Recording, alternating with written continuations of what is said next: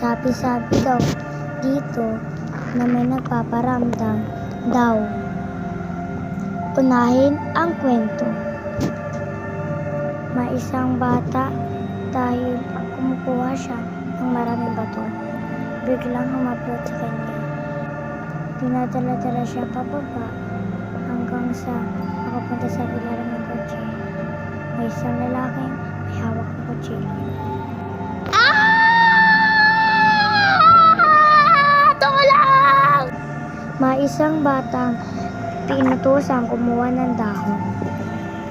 Naglalakad siya papuntang bakanteng lote at ito ang nangyari. Lakad-lakad hanggang sa may naririnig siyang umiiyak. Tulong! Lakad siya ng lakad at kumuha ng dahon. Pero may narinig siyang tumutulong dugo doon sa baba ng kotse.